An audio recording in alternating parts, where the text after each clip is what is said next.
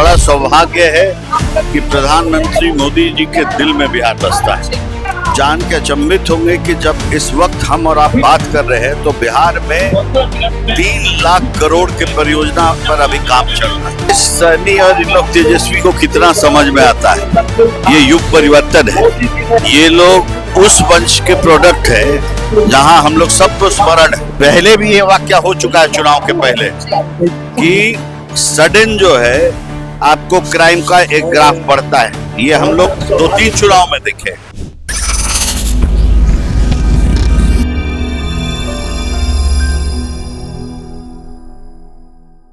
अभी हम मौजूद हैं राजेंद्र नगर टर्मिनल पर। यहाँ पर कई मुख्य अतिथि आने वाले हैं, लेकिन अभी हमारे साथ इसी क्रम में मौजूद है नवादा से भारतीय जनता पार्टी के सांसद विवेक ठाकुर। हम इनसे बातचीत करेंगे और जानेंगे बिहार का भी विधानसभा चुनाव आने वाले, उसके बारे में भी जानेंगे, रेलवे के बारे में भी जानेंगे और भी अन्य बातें हम जानेंगे। आइए बात करते चलते हैं इनसे। अभी यहाँ पर हमारे साथ बैठे हैं नवादा से भारतीय जनता पार्टी के सांसद विवेक ठाकुर। इनसे हम बात करते हैं और जानते हैं।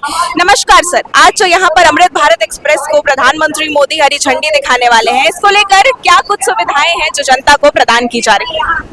देखिए, ये बिहार का बड़ा सौभाग्य है कि प्रधानमंत्री मोदी जी के दिल में बिहार बसता है। और आप जान के अचंभित होंगे कि जब इस वक्त हम और आप बात कर रहे हैं तो बिहार में 3 लाख करोड़ के परियोजना पर अभी काम चल रहा है।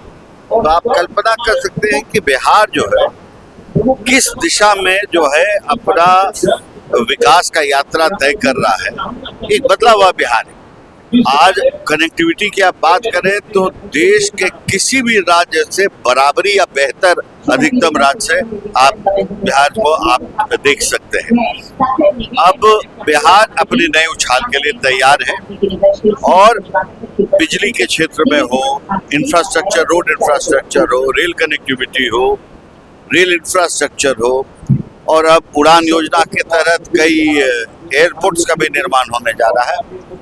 तो बिहार अब जो है एक अपने नए उछाल के लिए तैयार है और अगला चरण बिहार जो है ऐतिहासिक औद्योगिकरण देखने के लिए अब तैयार हो रहा है। सर, बिहार विकसित हो रहा है, लेकिन कल जो है विपक्ष में जैसे तेजस्वी यादव और मुकेश सहनी ने प्रेस कॉन्फ्रेंस करके जो 125 यूनिट बिजली पर जो है अपना तंज कसा था, कहा कि मात्र ये खोखला वादा है, ऐसा कुछ नहीं होगा। साथ ही जो आपराधिक घटनाएं बढ़ रही हैं उस पर भी उन्होंने तंज कसा। क्या कहना है सर आपका? देखिए, मुकेश सहनी और इन लोग तेजस्वी को कितना समझ में आता है।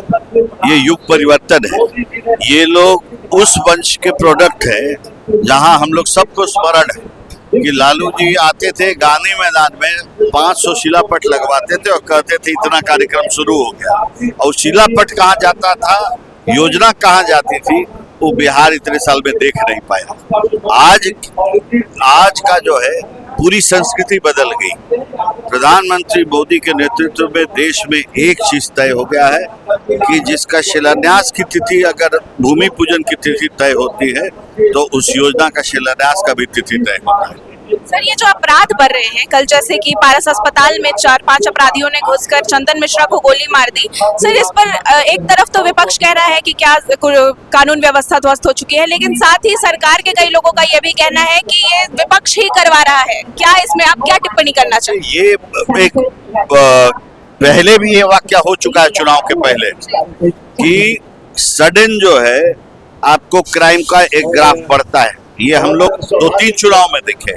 दूसरी बात कि पहले और अभी की नेचर ऑफ क्राइम में बहुत फर्क है। पहले आम आदमी जो है डर और भय में रहता था। आज 90 से 95% क्राइम जो लैंड डिस्प्यूट बेस्ड है और उस लैंड डिस्प्यूटेड लैंड के धंधे में है, जितना क्रिमिनल सब है वो घुसा हुआ है। तो ये आपसी इन लोग का जो है ये चलता है। आम आदमी आज सुरक्षित है और मतलब रहना यहाँ पर आनंदित रूप से उसका हो रहा है। ये फर्क है बहुत बड़ा। बहुत बहुत शुक्रिया सर, बहुत अच्छा लगा आपसे बातचीत करके। जैसा कि आपने सुना, यह थे नवादा से भारतीय जनता पार्टी के सांसद विवेक ठाकुर। इन्होंने साफ तौर पर जो कल तेजस्वी यादव और मुकेश साहनी ने प्रेस कॉन्फ्रेंस के दौरान तंज कसा था और कहा था कि अपराध बढ़ रहे हैं, उस पर इन्होंने कहा कि चुनाव के पहले जो है इस प्रकार की घटनाएं बढ़ने का नाम लेती ही है, क्योंकि जो है विपक्ष को एक प्रोपेगेंडा चाहिए होता है। लेकिन हालांकि अब इस पर क्या कार्रवाई की जाती है ये तो हम जानेंगे। फिलहाल यहाँ पर और भी बड़े मंत्री मौजूद है अभी हमारे साथ। यहाँ पर पटना साहिब के सांसद मौजूद है रविशंकर प्रसाद, आप देख सकते हैं उनकी यहाँ पर उपस्थिति हो चुकी है। रविशंकर प्रसाद यहाँ पर बैठे हुए हैं और उनकी यहाँ पर उपस्थिति हमें देखने को मिली है। यहाँ आज अमृत भारत एक्सप्रेस है, उसके जो है उसको हरी झंडी दिखाने का काम प्रधानमंत्री नरेंद्र मोदी करेंगे, लेकिन उनके मंत्रालय से कई अन्य बड़े मंत्री जो है यहाँ पर उपस्थित हो चुके हैं। हम इनसे भी बातचीत करेंगे, लेकिन फिलहाल के लिए इतना ही। देश और दुनिया की बाकी खबरों को जानने के लिए हमारे साथ बने रहें और देखते रहे अशोका न्यूज। धन्यवाद।